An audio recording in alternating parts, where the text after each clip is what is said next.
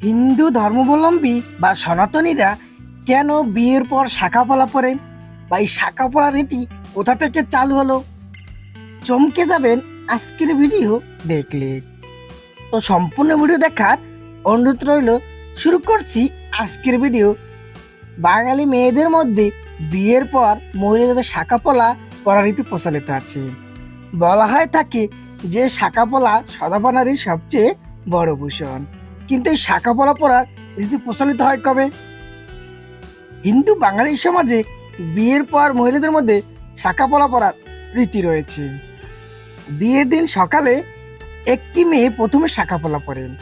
এই শাখা পলা সদাবা জীবনে থাকাকালীন তার বরাবর পরে যাওয়ার রীতি প্রচলিত। তবে এখনকার দিনে অনেক মহিলাই ঘরে বাইরে নানা কাজে ব্যস্ত থাকায় সবসময় শাখা পলা পরে থাকতে পারেন না।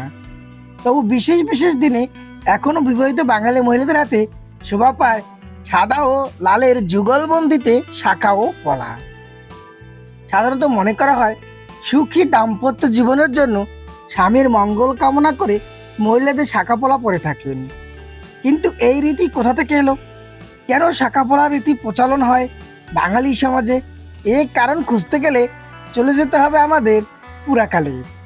ব্রহ্ম বৈবর্ত পুরাণে বলা হয়েছে শঙ্খচূড় নামে এক মহা শক্তিশালী অসুর স্বর্গ মর্ত জুড়ে প্রচন্ড তাণ্ডব শুরু করে। শঙ্খচূড়ের অত্যাচারে প্রতিরোধ করতে না পেরে স্বর্গের সব দেবতা বিষ্ণু শরণাপন্ন হন। এই দানবকে বধ করেন নারায়ণ। কিন্তু শঙ্খ নামক এই অসুরের স্ত্রী ছিলেন তুলসী দেবী।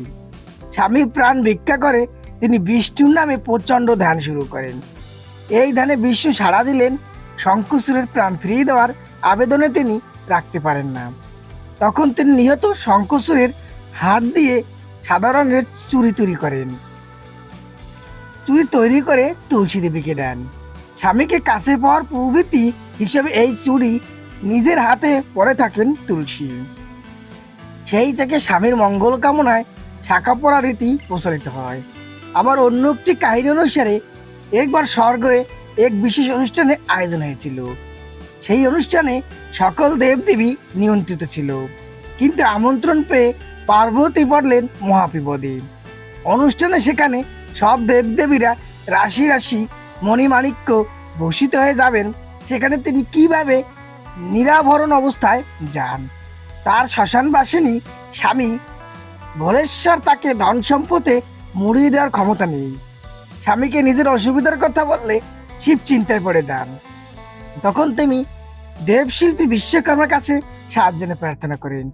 বিশ্বকর্মা তাকে বলেন যে দেবদেবীদের অলংকার তৈরি করতে পৃথিবীর সব রত্ন শেষ হয়ে গিয়েছে, শুধু সমুদ্রের তলায় শঙ্খ অবশিষ্ট আছে।